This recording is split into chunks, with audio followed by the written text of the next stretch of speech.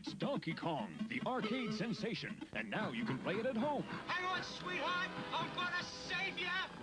Now you can play Donkey Kong on your ColecoVision, Atari VCS, or Intellivision video game system. Donkey Kong has multiple screens. Everyone knows Donkey Kong, Mario's nemesis, turned ally, turned hero in his own right. The character was created by Shigeru Miyamoto back in 1981, when he needed a villain for his character Jumpman, now known as Mario. Mostly a one-note character designed to simply be the obstacle between the arcade player and the high score, until in 1994, a company known as Rareware was tasked to create a new game and design for the character, and Donkey Kong became the character we know today.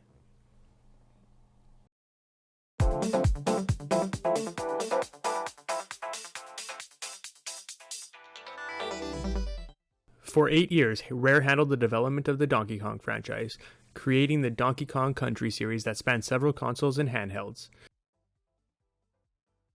Rare's DK outings were mostly action platforming adventures with the exception of one game that went in a different direction. That game is Diddy Kong Racing.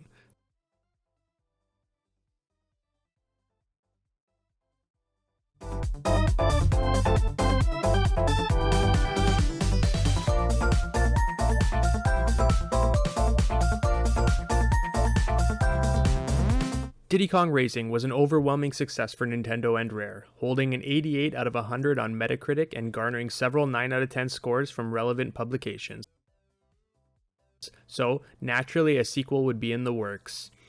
Fast forward 4 years later, at Space World 2001, a tech demo for Donkey Kong Racing was shown, depicting several characters from the franchise riding on their animal companions through different terrains.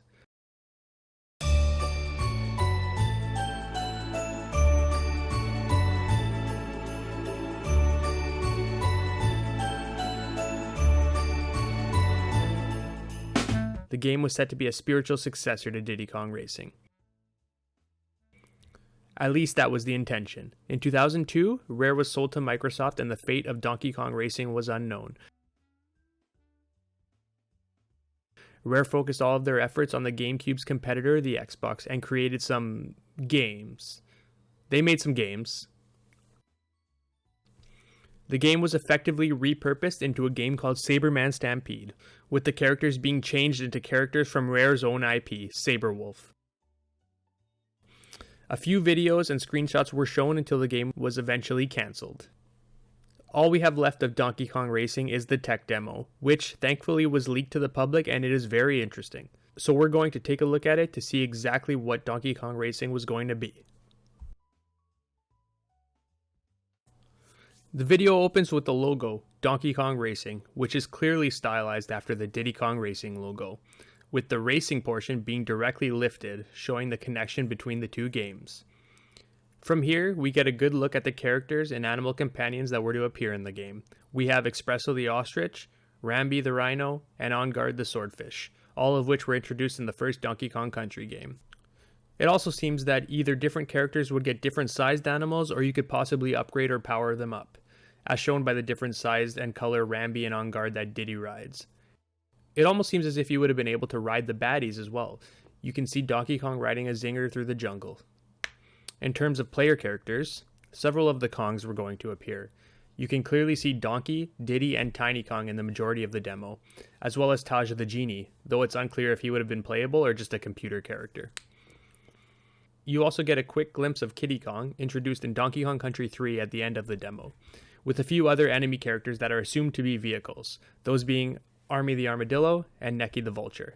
Lastly, we see Ellie the Elephant, also introduced in Donkey Kong Country 3. In terms of gameplay, former artist and animator at Rare had this to say.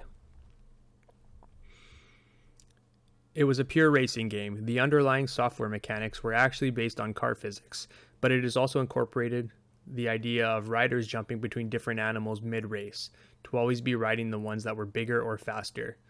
We had some awesome gameplay in place, and it was lots of fun. We even had a multiplayer version working, and when you fell off, you had to tap tap tap, hyper sports style, to run on foot and catch up with an animal.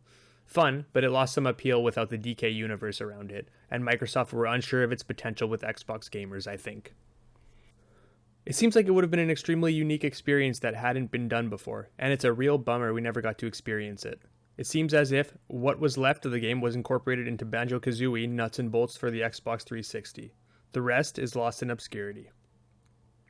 Thank you for watching. If you enjoyed the video, hit the like button. If you want to see more, hit the subscribe button. Have a great day.